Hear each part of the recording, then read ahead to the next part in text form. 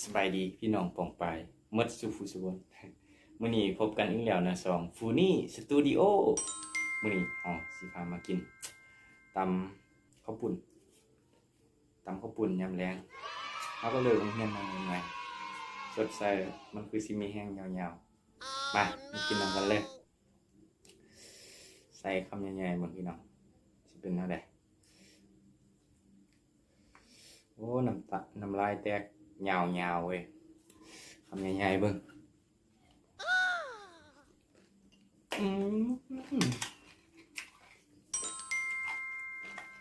ก็เนาะ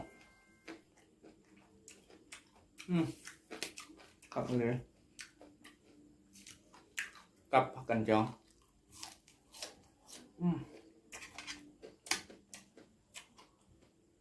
กินมื้อแรงมื้อเนี่ยกินมื้อค่ำ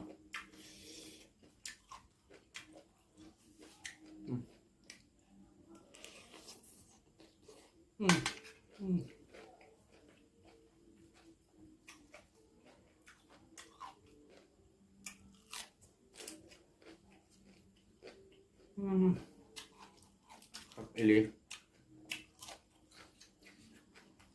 ผู้ได้เบิ่งเมื่อคืนกับขอโทษขออภัยเด้อพี่น้องเอ้ย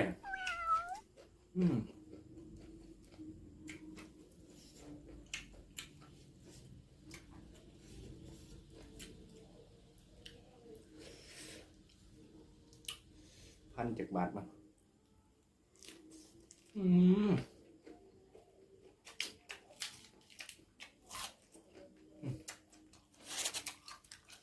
ขาดเลยกับข้าวเหนียวห่อนๆ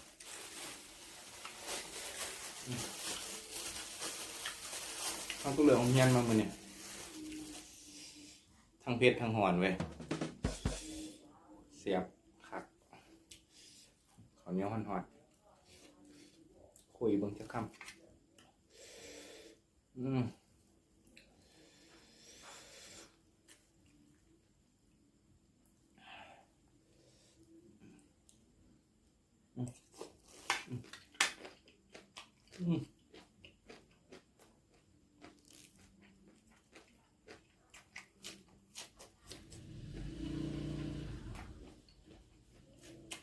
ห่อนอีหลีพี่น้อง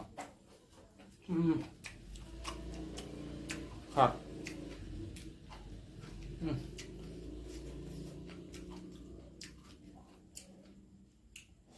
มื้อนี้กินมื้อคืนมื้อเนี่ย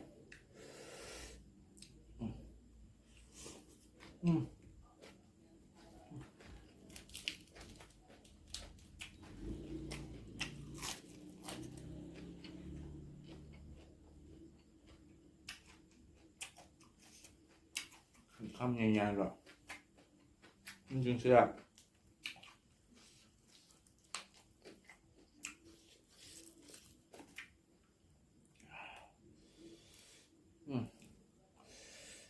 ห่อนหูว่าเว้ยเผ็ด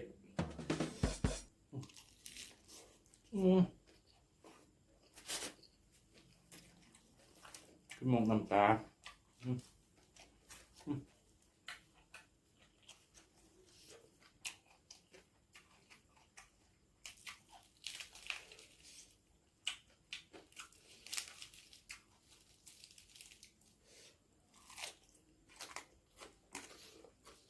หวานใส่คำใหญ่ๆเลย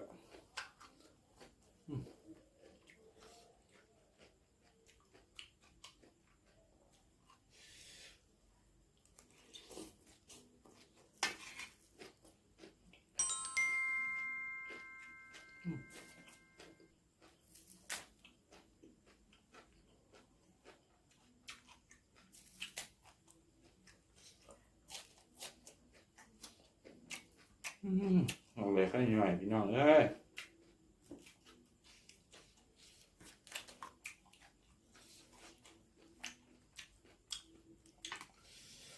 เผ็ดคัก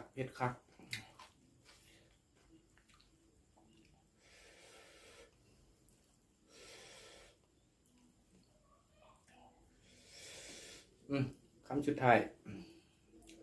ขอฝากไว้เพียงเท่านี้ก่อนห่อนแห้ง